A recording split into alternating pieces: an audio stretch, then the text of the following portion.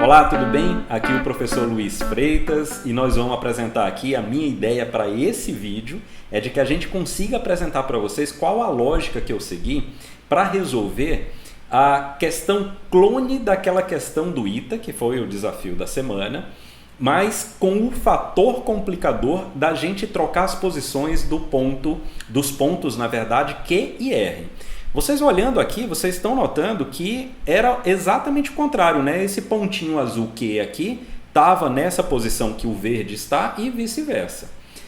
Quando eles estavam naquela posição original, e na resolução vocês notaram, existia ali um fator simplificador, que era o quê? Uma das arestas, que era a aresta AB, ela dava na direção horizontal. E isso facilitou demais os nossos cálculos. Então eu propus o seguinte: troca Q com R e vamos ver o que é que vai dar de complicação. Beleza? Então, vamos lá, pessoal. Como que eu fiz? O início da resolução é idêntica àquela da questão anterior. Eu fiz a mesma coisa. Tem gente que opta para encontrar o centro da circunferência por fazer distância entre pontos ou distância entre ponto e reta. Eu prefiro usar o conhecimento que eu tenho de geometria usando a questão das mediatrizes. Então, só lembrando, mediatriz, segmento que faz 90 graus com outro segmento, mas passa exatamente pelo ponto médio desse segmento. Então, o que é que eu fiz? Peguei o ponto P e Q, tracei a reta entre P e Q, beleza? Eu consigo encontrar as coordenadas do ponto médio entre P e Q, óbvio, eu somo as coordenadas x, divido por 2, somo as coordenadas y e divido por 2, beleza? Isso eu acho que ficou explicado no outro vídeo. A partir dali, eu uso a questão de posição relativas entre retas e traço a reta perpendicular passando por esse ponto médio. Beleza. A mesma coisa eu fiz entre Q e R e encontrei a mediatriz de Q e R. O encontro dessas duas retas, dessas duas mediatrizes, me dá exatamente o ponto O, que é o centro de uma circunferência. Beleza? Então me deu isso aí, o centro de uma circunferência. Beleza, então eu vou desmarcar as retas aqui e vou deixar marcado só o ponto O, né? Ponto P, Q e R e o ponto O, ok? Esses pontos A, B, C e D, eles são justamente os vértices do quadrado, mas eu não quero centrar fogo neles agora não, ok? Então façam de conta que esses pontos não existem. Inclusive eu vou aumentar um pouco aqui a nossa visão para ficar melhor ainda. Beleza. Então, eu tenho os 3 pontos e tenho o centro, ok? Se eu calcular a distância entre O e R, e eu vou centrar em R, porque como ele fala que tudo é relativo a R, então o R.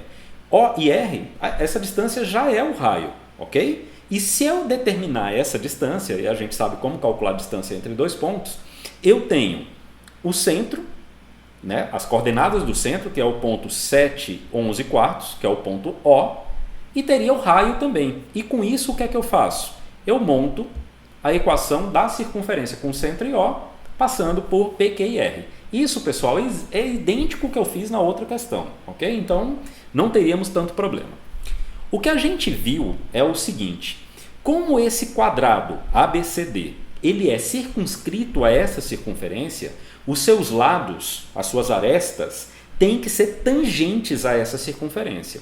Então, num exame muito tranquilo, a gente consegue ver o seguinte: cada aresta desse quadrado, conforme foi falado também na outra questão, ela é o diâmetro dessa circunferência. Se ela é o diâmetro, e sabendo, por instrução do próprio enunciado, que R, no caso da aresta AB, que R é ponto médio entre A e B, ou seja, fica na metade, a distância entre A e B seria o diâmetro. A distância entre A e R é o próprio raio. Então, o que é que eu fiz?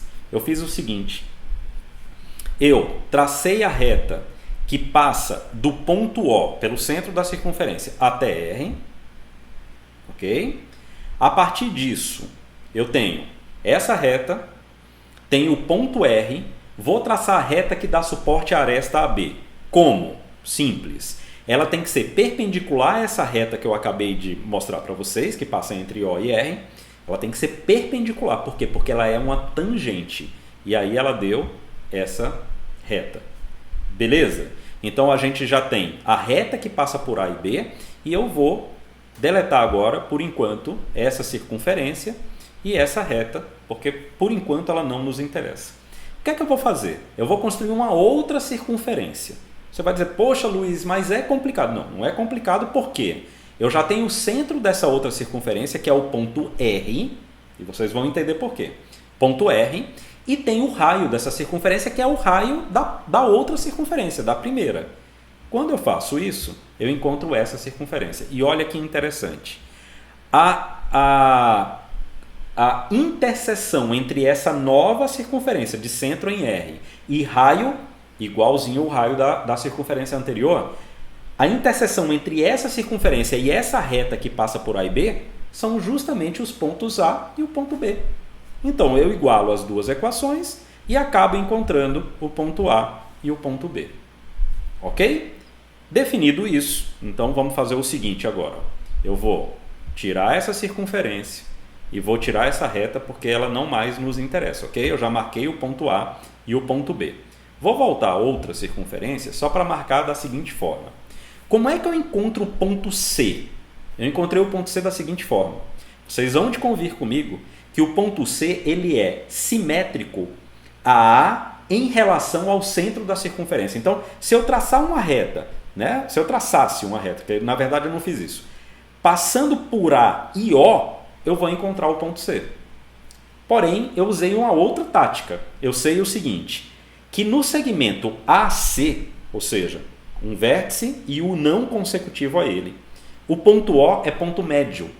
Então, o que é que acontece? Eu usei as coordenadas do ponto médio, por exemplo, x de O igual a x de A mais x de C dividido por 2. Eu conheço x de O, conheço x de A, encontrei x de C.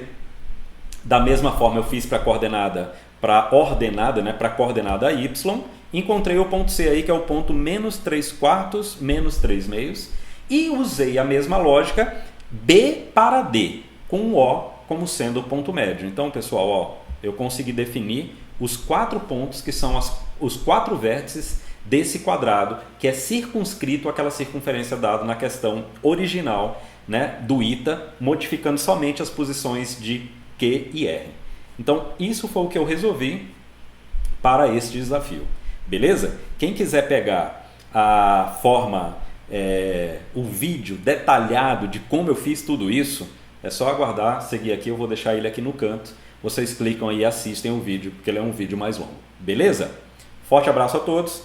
Querendo deixar aqui a sua estratégia, sua sugestão de estratégia, deixa aí, ó, você tem os canais para se comunicar comigo. Eu estou deixando aí o WhatsApp, né? Você tem aí, de repente você joga lá uma foto daquilo que você fez e tal. Temos também o Facebook, que eu vou deixar aqui na descrição do vídeo, tá? Para que vocês entrem nesse grupo do Facebook. Esse grupo, pessoal, é um grupo voltado somente a concursos para carreiras militares. Tudo gratuito lá. Eu não estou oferecendo nenhum serviço. É a forma de eu tentar ajudar a todo mundo que está prestando esses concursos, que a gente sabe que não são concursos simples, né? A concorrência é muito alta e, por exemplo, quando você pega um concurso para o ITA, realmente a gente tem que reconhecer que as questões fazem a gente pensar bastante.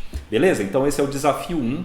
Toda semana eu vou tentar colocar um desafio, ou no mínimo a cada 15 dias um desafio novo, para a gente ir aí abrindo a mente, colocando aqui todos os conceitos. A minha ideia não é dar bizu, a minha ideia é colocar todos os conceitos para que você vá unindo as pontas, vá revisando esses conceitos e conseguindo empregar esses conceitos nas questões de forma efetiva. Beleza? Forte abraço a todos, até mais. Valeu!